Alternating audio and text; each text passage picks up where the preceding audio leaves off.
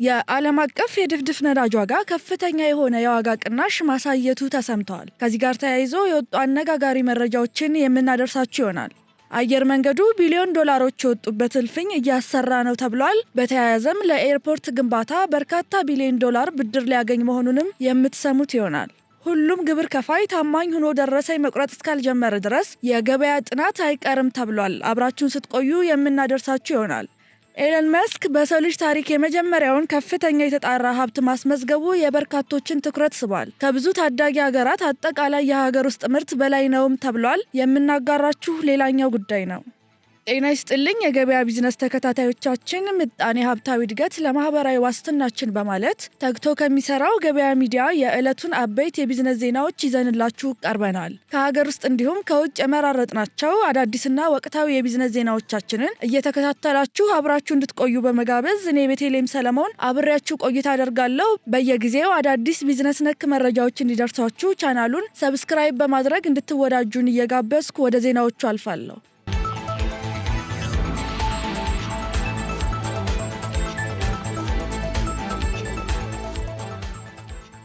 ሁሉም ግብር ከፋይ ታማኝ ሆኖ ደረሰኝ መቁረጥ እስካልጀመረ ድረስ የገበያ ጥናት አይቀርም ተባለ። ሁሉም ግብር ከፋይ ታማኝ ሆኖ በሸጠው ዕቃ ልክ ደረሰኝ የመቁረጥ ባህሉ እስኪዳብር ድረስ የገበያ ጥናት አይቀርም ሲሉ የአዲስ አበባ ከተማ ገቢዎች ቢሮ ኃላፊ አቶ ቢኒያም ምክሩ ተናገሩ። ኃላፊው ይህንን የተናገሩት ከተለያየ ቦታና የስራ ዘርፍ የተውጣጡ ግብር ከፋዮች ጥያቄያቸውን ባቀረቡላቸው ወቅት ሲሆን የገበያ ጥናት ዓላማ ግብር ከፋዩን ጫና ውስጥ ማስገባት እንዳልሆነ ተናግረው በግዥና በሽያጭ መካከል ያለውን ልውውጥ በተከፈለው ገንዘብ ልክ ደረሰኝ እንዲቆረጥለት ለማድረግ ነው ብለዋል። በተጨማሪም አንድ ግለሰብ በገዛው ዕቃ ልክ ደረሰኝ የማግኘት መብቱን ለማረጋገጥ መሆኑን አስረድተው አሰራሩ ተግባራዊ ሲደረግ ከ2 እስከ 3 ሺህ የዕቃ አይነቶች መጠናታቸውን፣ ነገር ግን በሂደቱ በታዩ ክፍተቶች ምክንያት በተደረገ ማስተካከያ በአሁኑ ወቅት አይነቶቹ ወደ 16 ሺህ መድረሳቸውን አስታውቀዋል። በሌላ በኩል ከገበያ አሰባሰቡ ጋር ተያይዞ አንድ የፋብሪካ ባለቤት ፋብሪካው ባለበት ቦታ ምርቱን ካመረተ በኋላ አዲስ አበባ በማምጣት ይሸጣል በሚል ከኦሮሚያ ክልል ለቀረበላቸው ጥያቄ ገቢ ተገኘ የሚባለው ምርቱ ከተሸጠበት ጊዜ ጀምሮ እንዳልሆነና የማምረት ሂደቱም የገቢ ምንጭ አካል ነው የሚል መሆኑን ጠቁመዋል። ከዚህ ቀደም የፋብሪካ ባለቤቶች ለኦሮሚያ ክልል የሚከፍሉት የሰራተኞች ግብር ብቻ እንደነበር፣ ይህም ክልሉ ባሟላለት መሰረተ ልማት ያመረተውን ምርት አዲስ አበባ አምጥቶ ስለሸጠ ብቻ ግብሩን ሙሉ በሙሉ የከተማ አስተዳደሩ ሊወስድ ይገባል የሚለው ተገቢ እንዳልሆነ አስረድተዋል። ሆኖም ግብር አከፋፈሉን በተመለከተ ምን ያህሉ ለኦሮሚያ ክልል ምን ያህሉ ደግሞ ለከተማ አስተዳደሩ መከፈል አለበት የሚለውን ውይይትና ጥናት እንደሚያስፈልገው አስታውቀዋል። በመሆኑም ይህን የመፍታት ኃላፊነት ያለበት የገንዘብ ሚኒስቴር ጥናት ማዘጋጀቱን፣ የመጀመሪያ ዙር ውይይት መደረጉንና ቀሪው ማጠቃለያ እንደሆነ ገልጸዋል።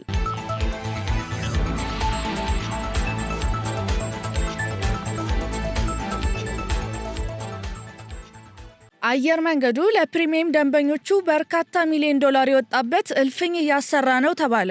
የኢትዮጵያ አየር መንገድ ለመንገደኞቹ በተለይም ለፕሪሚየም ደንበኞቹ 16 ሚሊዮን ዶላር የወጣበት እልፍኝ ወይም ላውንጅ ስራ መጀመሩ ተሰምቷል። ለፕሪሚየም መንገደኞች የላቀ አገልግሎት ለመስጠት ያስችላል የተባለለት የፕሪሚየም ላውንጅ በአዲስ አበባ ቦሌ ዓለም አቀፍ አውሮፕላን ማረፊያ ውስጥ ከሚሰሩ ግዙፍ መሰረተ ልማቶች ማስፋፊያ አንዱ መሆኑ ተገልጿል። ይህ ከ16 ሚሊዮን የአሜሪካ ዶላር በላይ ለግንባታ ወጪ የተደረገለት ላውንጅ በአውሮፕላን ማረፊያው አገልግሎት እየሰጡ ካሉ ላውንጆች በአቅም ብሎም በያዘው ቦታ ትልቁ ነው ተብሏል። በተጨማሪም እልፍኙ በ5500 ካሬ ቦታ ላይ የተገነባ ሲሆን በአጠቃላይ 3 ወለሎችን በመያዝ እስከ 1000 መንገደኞችን በአንድ ጊዜ የማስተናገድ አቅም እንደሚኖረው ተነግሯል። ላውንጁ በውስጡ የማረፊያ ክፍሎች፣ የስብሰባ አዳራሾች፣ የመዋቢያ ክፍሎች፣ የጸሎትና የጸጥታ ክፍሎች እንዲሁም መታጠቢያ ቤቶችን ጨምሮ በአጠቃላይ 16 የሚሆኑ የተለያዩ አገልግሎት መስጫዎችን ያሟላ ነው።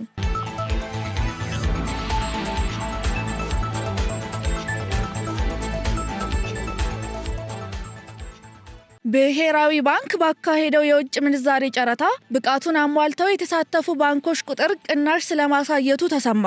የኢትዮጵያ ብሔራዊ ባንክ ባካሄደው የውጭ ምንዛሬ ጨረታ 13 ባንኮች የተሳተፉ ሲሆን ከሁለት ሳምንት በፊት በተካሄደው 11ኛው ዙር ጨረታ ድልድል ካገኙት 17 ባንኮች ቁጥር ጋር ሲነጻጸር የአራት ባንኮች ቅናሽ መታየቱ ተመላክቷል። ባንኩ የውጭ ምንዛሬ ጨረታውን ያካሄደው ትናንት ታኅሳስ 7 ቀን 2018 ዓ.ም ሲሆን በጨረታውም አንድ የአሜሪካን ዶላር ዋጋ በአማካኝ 114.7747 ብር ሆኖ መመዝገቡን ከባንኩ ድረገጽ የተመለከተው መረጃ ያሳያል። በጨረታው ለሽያጭ የቀረበው አጠቃላይ የገንዘብ መጠን $50 ሚሊዮን ሲሆን የውጭ ምንዛሬ ድልድል ያገኙት ባንኮች ቁጥር ግን 13 ብቻ መሆኑ ተገልጿል።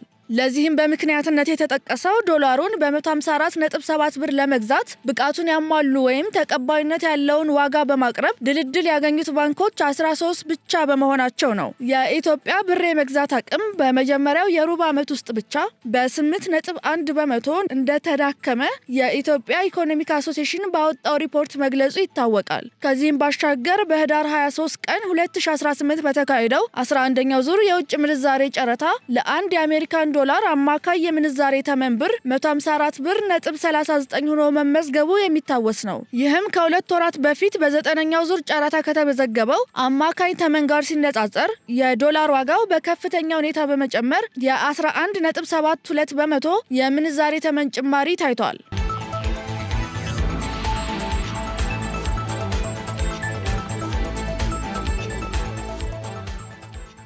በዋጋ መደራደር የሚያስችል አዲስ የሜትር ታክሲ አገልግሎት ወደ ስራ መግባቱ ተነገረ። ሀስቴት ኢንፎርሜሽን እና ቴክኖሎጂ ማህበር ዶንኪ ድራይቭ የተሰኘ አዲስ የትራንስፖርት መተግበሪያ ወይም አፕሊኬሽን ይፋ አድርጓል። ከመንገድ የመጫን አገልግሎትና የዋጋ ድርድር በመተግበሪያው ያካተተው ዶንኪ ድራይቭ የሜትር ታክሲ አገልግሎት የጉዞ ማስጀመሩ በተሳፋሪው እንዲሆን የሚያደርግ ያለ ጥሬ ገንዘብ ክፍያን በራሱ መተግበሪያ መፈጸም የሚያስችልና የብድር አገልግሎት የሚያቀርብ ነው ተብሏል። በተጨማሪም በ5 ቋንቋዎች ማለትም በአማርኛ፣ በኦሮምኛ፣ ትግረኛ፣ እንግሊዝኛና አረብኛ ቋንቋ የሚሰራ ሲሆን ሰዎችን ከማጓጓዝ በተጨማሪ የዴሊቨሪ ወይም ሌሎች እቃዎችን የማጓጓዝ አገልግሎት እንደሚሰጥ ተገልጿል። በሌላ በኩል ወደ ዶንኪ ድራይቭ ተቀላቅለው አገልግሎት ለሚሰጡ አሽከርካሪዎች ካለምንም ማስያዣ የብድር አገልግሎት እንዲያገኙ የሚያደርግ አሰራር መዘርጋቱም ተነግሯል። ወደ ስራ ከገባ 6 ወራት ገደማ ያስቆጠረው የኦሮሚያ ባንክ ሚልኪ ታክሲ የፋይናንስ አገልግሎት ከዶንኪ ድራይቭ ጋር በጋራ መስራት መጀመሩን የተናገረ ሲሆን ያለምንም ዋስትና ለአሽከርካሪዎች የብድር አገልግሎቶችን እንደሚሰጥ አስታውቋል። በዚህም አሽከርካሪዎቹ ከ5,000 እስከ 50,000 ብር ያለምንም ዋስትና ከኦሮሚያ ባንክ መበደር ይችላሉ ተብሏል።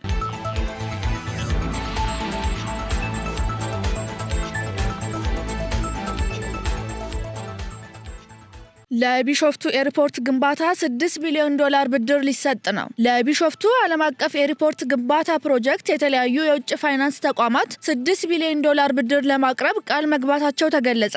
የኢትዮጵያ አየር መንገድ ግሩፕ የሚያስገነባው ፕሮጀክቱ በኦሮሚያ ክልል ቢሾፍቱ ከተማ አጠገብ አቡሴራ በተባለ አካባቢ የሚገነባ ሲሆን 270 አውሮፕላኖችን ባንዴ ማቆም የሚያስችል የአየር መንገድ ግሩፑን የካርቦን ልቀት በ15 በመቶ የሚቀንስና በአመት 3.7 ሚሊዮን ቶን ካርጎ የማጓጓዝ አቅም ያለው ነው። ባለፈው ወር በሞሮኮ ራባት በተካሄደ የአፍሪካ ኢንቨስትመንት ፎረም የተገኙ የተለያዩ ሀገሮች ፋይናንስ አቅራቢዎች ለፕሮጀክቱ ግንባታ $6 ቢሊዮን ብድር ለማቅረብ ቃል መግባታቸውን የአየር መንገዱ ግሩፕ ዋና ስራ አስፈጻሚ አቶ መስፍን ጣሰው ተናግረዋል። በሌላ በኩል የቢሾፍቱ ኤርፖርት አጠቃላይ የግንባታ ወጪ $12.5 ቢሊዮን እንደሚሆን የተገመተ ሲሆን የወጪው 20 በመቶ ወይም $2.5 ቢሊዮን በአየር መንገዱ እንደሚሸፈንም ዋና ስራ አስፈጻሚው ገልጸዋል። ከግንባታ ወጪው መጨመር ጋር ተያይዞም የኢትዮጵያ አየር መንገድ ግሩፑ የወጪ ድርሻም ወደ $2.5 ቢሊዮን ከፍ ማለቱን አስታውሰው ገንዘቡን ወጪ ማድረግ እንዲቻል በአየር መንገዱና በኢትዮጵያ ኢንቨስትመንት ቦርድ ጭምር መጽደቁን ገልጸዋል።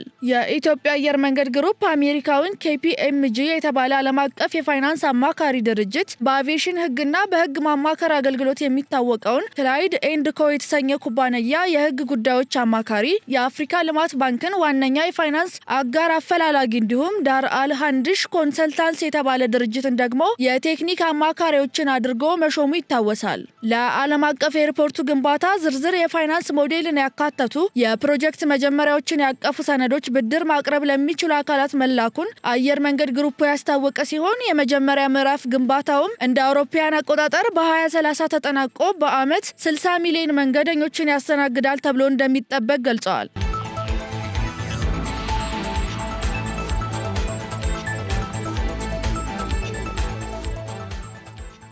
የዓለም አቀፍ የድፍድፍ ነዳጅ ዋጋ ከፍተኛ የሆነ የዋጋ ቅናሽ ማሳየቱ ተሰማ። በዓለም አቀፍ ደረጃ የዌስት ቴክሳስ ኢንተርሚዲየት እና የብሬንት ነዳጅ አይነቶች ዋጋ በአንድ ወር ጊዜ ውስጥ በ7.7 በመቶ እና በ8.1 በመቶ ገደማ ቀንሷል ተባለ። በዚህም በአሁኑ ወቅት የብሬንት ድፍድፍ ነዳጅ በርሜል ዋጋ ወደ $60 ሲቃረብ የዌስት ቴክሳስ ኢንተርሚዲየት ደግሞ በ$56 አካባቢ እየተሸጠ እንደሚገኝ መረጃዎች ያመላክታሉ።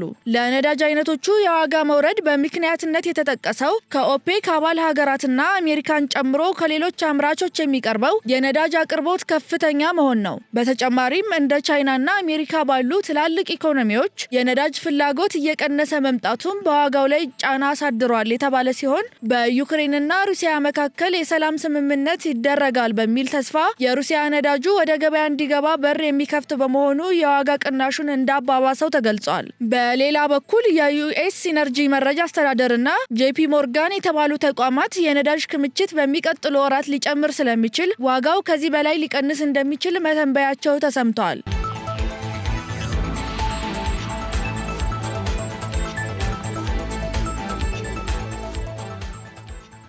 ኤሎን ማስክ የ$600 ቢሊዮን ባለቤት የሆነ የዓለማችን የመጀመሪያው ሰው ሆነ። ኤሎን ማስክ በሰው ልጅ ታሪክ የመጀመሪያው $600 ቢሊዮን የተጣራ ሀብት ያስመዘገበ ሰው በመሆን አዲስ ታሪክ መስራቱን ዓለም አቀፍ ሚዲያዎች ዘግበዋል። ይህ አሃዝ ከብዙ ታዳጊ ሀገራት አጠቃላይ የሀገር ውስጥ ምርት ወይም ጂዲፒ በላይ ነው የተባለም ሲሆን በዋነኝነት የጠፈር ምርምር ድርጅቱ ስፔስ ኤክስ የገበያ ዋጋ በከፍተኛ ሁኔታ መጨመሩን ተከትሎ የመጣ እንደሆነ ተገልጿል። በአሁኑ ወቅት የስፔስ ኤክስ አጠቃላይ ዋጋ ወደ $800 ቢሊዮን ማደጉ የተገመተ ሲሆን ኤሎን መስክ በዚህ ድርጅት ውስጥ 42 በመቶ ድርሻ ያለው ነው። ይህም ለሀብቱ ግዙፍ መሆን ትልቁን ድርሻ የሚይዝ ሲሆን ከዚህም በተጨማሪ የኤሌክትሪክ መኪና አምራቹ ቴስላና የአርቲፊሻል ኢንተለጀንስ ኩባንያው ኤክስኤአይ ለዚህ ስኬት ከፍተኛ አስተዋጽኦ አድርገዋል ተብሏል። በተለይም የቴስላ አክሲዮኖች በገበያ ላይ እያሳዩት ያለው መነቃቃትና ኩባንያው ወደ ሮቦቲክስ አገልግሎት ለመግባት እያደረገ ያለው ዝግጅት የባለሀብቶችን እምነት እንደጨመረ ተመላክቷል። በሌላ በኩል ስፔስ ኤክስ በ2026 በይፋ ወደ አክሲዮን ገበያ ሲገባ የኩባንያው ዋጋ $1.5 ትሪሊዮን ሊደርስ እንደሚችልና ኤሎን ማስክ በዓለም ታሪክ የመጀመሪያው ትሪሊዮን የመሆን እድሉ እጅግ ሰፊ መሆኑን የኢኮኖሚ ባለሙያዎች ተንብየዋል። ኤሎን ማስክ በአሁኑ ወቅት ከሁለተኛው ባለሀብት ከላሪ ፔጅ ጋር ያለው የሀብት ልዩነት ከ$400 ቢሊዮን በላይ መሆኑ የተሰማ ሲሆን ይህም ማስክን በብቸኝነት በሀብት መዝገብ አናት ላይ እንዲቀመጥ አድርጎታል።